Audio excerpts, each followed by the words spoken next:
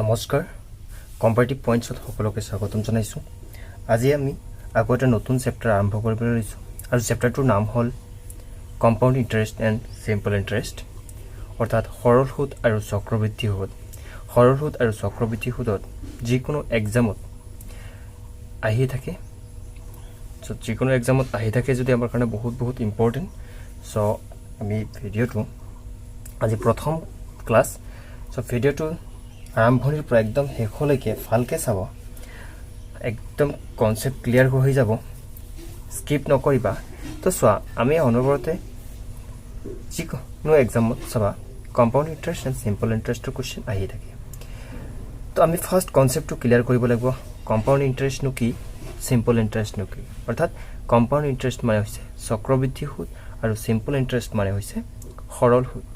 তো ফাৰ্ষ্ট আমি ডিছকাছ কৰিম আজিৰ এইখন ক্লাছত কম্পাউণ্ড আৰু চিম্পল ইণ্টাৰেষ্টৰ ডিফাৰেঞ্চটো আজি ক্লিয়াৰ কৰিম আৰু লগতে কেইটামান কুৱেশ্যন ৰাখিম আৰু চিম্পল ইণ্টাৰেষ্টৰ ওপৰত বেছি প্ৰিফাৰেঞ্চ দিম এইটো ক্লাছত। ঠিক আছে, তো চোৱা, চিম্পল ইণ্টাৰেষ্ট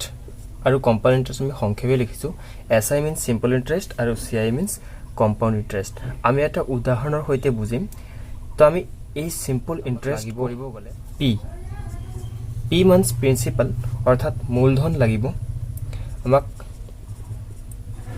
মূলধন লাগিব, আৰ লাগিব, আৰ মিনছ ৰেট, তাৰমানে হাৰ লাগিব, আৰু টাইম মিনছ তো সময় গমেই পাওঁ, কিমান দিন কিমান বছৰ সেইটো লাগিব। আৰু এটা কি লাগিব, এ মিনছ এমাউণ্ট, মানে সৰ্বমূল, মানে মুঠ এমাউণ্ট কিমান হ'ল। আৰু চি আই ছেম একে, C I means compound interest. এইকেইটা আমাক লাগিব।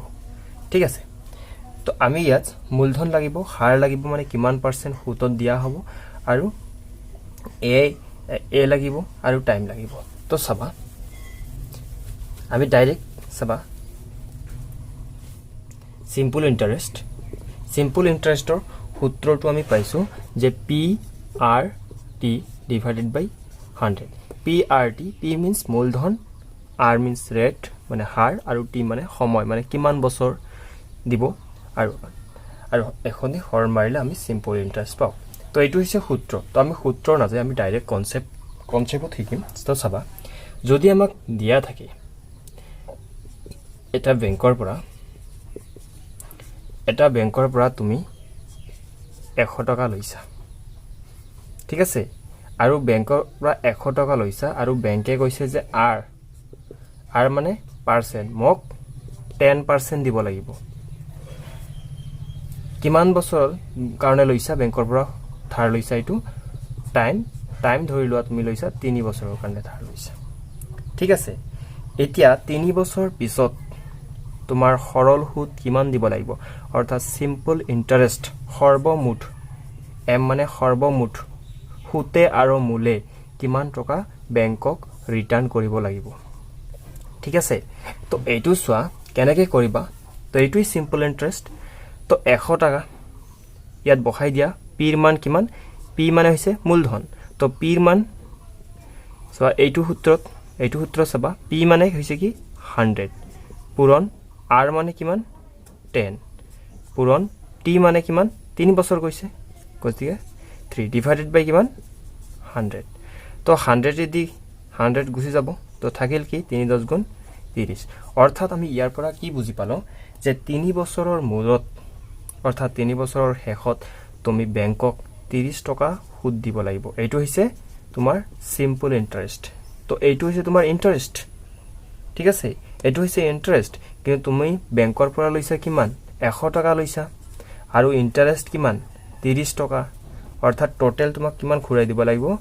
130 টকা। আৰু 130 টকাটো হৈছে তোমাৰ এমাউণ্ট, অৰ্থাৎ সৰ্বমূল, সুতে আৰু মূলৰ যিটো সৰ্বমূল বুলি কয়, 130 টকা ঘূৰাই দিব লাগিব। তো পৰীক্ষাত প্ৰশ্ন আহিব পাৰে যে চিম্পল ইণ্টাৰেষ্ট কিমান বা এমাউণ্ট কিমান, এই দুটা কুৱেশ্যন আহিব পাৰে। এইটোৱে আমি কি কৰিম, শ্বৰ্ট ট্ৰিকত, ইমান ডাঙৰ কৰাকৈ শ্বৰ্ট ট্ৰিকত ডাইৰেক্ট আমি শিকিম কেনেকৈ। চাবা, ডাইৰেক্টলি চাবা কেনেকৈ আমি সূত্ৰ নোহোৱাকৈ চাবা কিমান দিন, জাষ্ট এইটো চাবা যে আমাৰ এইটোৰ লগত কথা নাই যদি তোমাক ওলাব দিয়ে সিম্পল ইন্টাৰেস্ট কিমান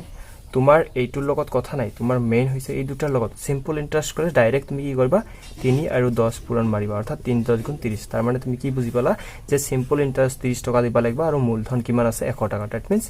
130 টকা ঠিক আছে অৰ্থাৎ ইয়াৰ পৰা আমি কি বুজি পালো যে সিম্পল ইন্টাৰেস্টৰ যেটো ৰেট হাৰ এইটো কেতিয়াও চেঞ্জ নহয় এইটো যিমান বছৰ যদি ইয়াত ধৰি লোৱা আৰু এটা কোৱেশ্চন চাবা উদাহৰণ হিচাপে চাবা ধৰিলা পি দিয়া আছে তোমাৰ 3000 টকা ধাৰ লৈছা আৰু আৰ দিয়া আছে তোমাৰ 15 টকা আৰু টি লৈছা অৰ্থাৎ কিমান বছৰৰ কাৰণে লৈছা ধৰিলা 2 বছৰৰ কাৰণে লৈছা 2 ইয়াৰ্স আৰু 15% আৰু 3000 টকা লৈছা তো এইটো সিম্পল ইন্টাৰেস্ট তুমি কি কৰিবা ডাইৰেক্টলি মেথড ইমান ডাঙৰ হে পিআৰটি হেবিলাক আৰু কৰাৰ সময় নাই তুমি ডাইৰেক্টলি কি কৰিবা 2 * 15 অৰ্থাৎ 2 15 কিমান 30 টকা অৰ্থাৎ আমি সিম্পল ইন্টাৰেস্ট কিমান হল 30 টকা আৰু মূলধন কিমান 3000 টকা তো 3030 গতিকে টোটাল এমাউন্ট কিমান হ'ব তোমাৰ মানে টোটাল মূলধন কি হ'ব 3030 টকা তুমি ঘূৰাই দিব লাগিব টোটাল এমাউন্ট কিমান 3030 টকা ঘূৰাই দিব লাগিব এইটো হৈছে সিম্পল ইন্টাৰেস্ট সিম্পল মিন্স সাধাৰণ সুদ অৰ্থাৎ ঠিক আছে এইটো হৈছে সিম্পল ইন্টাৰেস্ট তো এটা কোৱেশ্চন কৰা যাওক তো কোৱেশ্চন চাবা এইবিলাক কোৱেশ্চন একদম এইটো বেসিক টাইপ যেটো আমি শিকিলো এইটো হৈছে বেসিক টাইপ তুমি আৰু যদি এবাৰ তোমাৰ কোৱেশ্চন আহিব পাৰে এনেকা আহিব পাৰে আৰু টোটাল এমাউন্টটো কেনেকৈ হলাম টোটাল অৰ্থাৎ এমাউন্টৰ সূত্ৰটো কেনেকৈ আছিল আমাৰ চাবা এমাউন্ট অৰ্থাৎ সৰ্বমূলধন এমাউন্টৰ সূত্ৰটো কি পি প্লাস সিম্পল ইন্টাৰেস্ট ঠিক আছে ধৰি লোৱা তোমাৰ পি যদি থাকে 100 টকা অৰ্থাৎ মূলধন যদি 100 টকা আৰু আৰ যদি তোমাৰ 10% দিয়া থাকে আৰু সময় যদি তোমাৰ 4 বছৰ দিয়া থাকে তেতিয়া ইয়াৰ এসআই কিমান হ'ব 4 10 গুণ 40 আৰু পি কিমান দিয়া আছে 100 গতিকে কিমান টোটাল এমাউন্ট 140 এইটো হৈছে এমাউন্ট হৈছে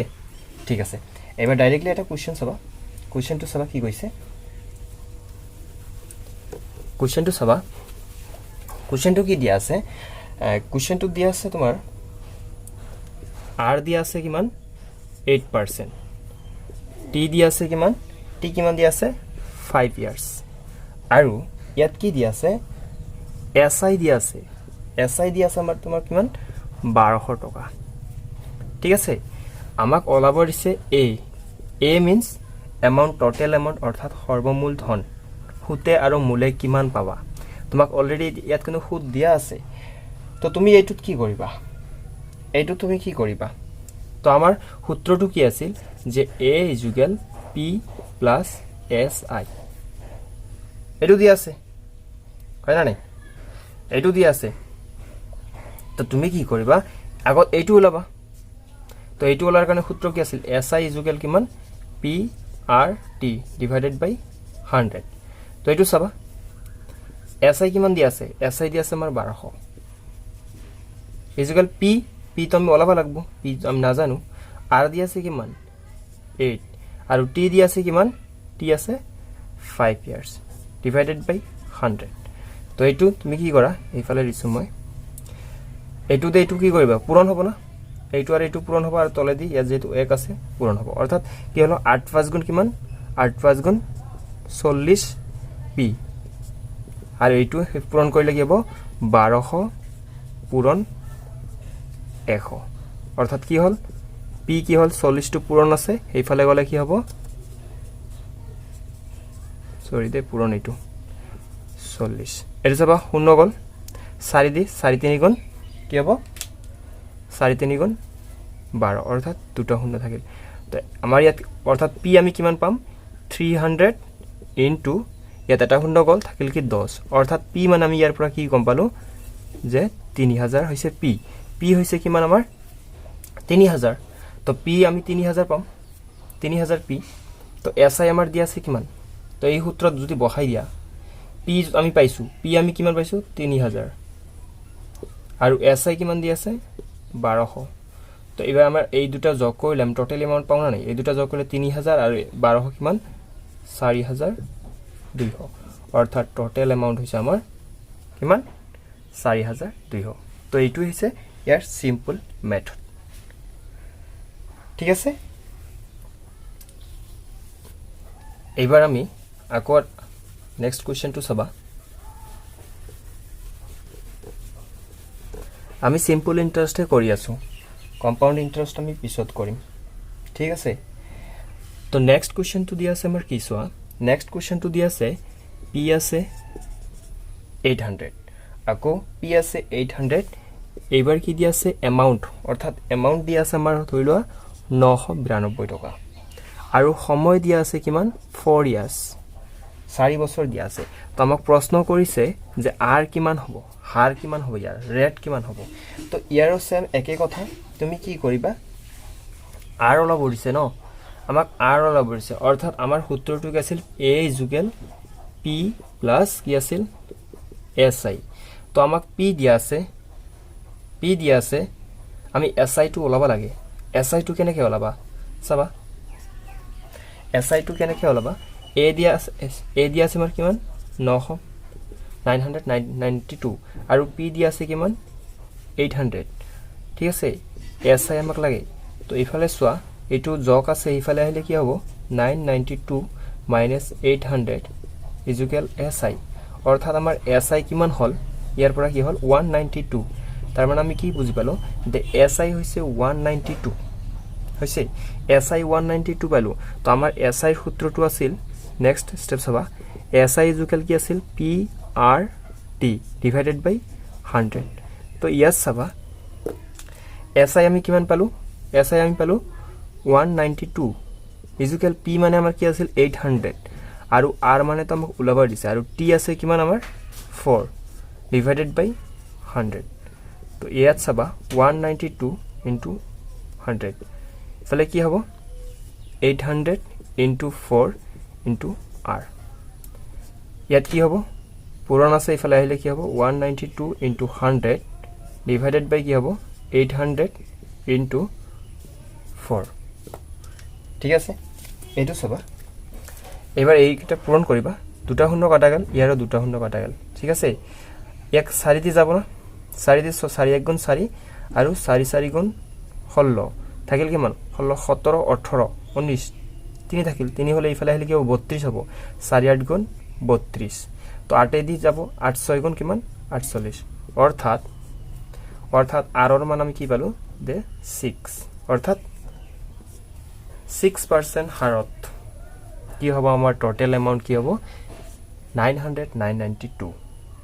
ঠিক আছে এটো বুজি পালা নাই 6% হাৰত ঠিক আছে 6% হাৰত আমি এইটো পালো তো এইটোৰে আকৌ নেক্সট চাবা আকৌ আৰু এটা নেক্সট কোৱেশ্চনটো চাবা সেম একে প্যাটাৰ্নৰ আৰু এটা কোৱেশ্চন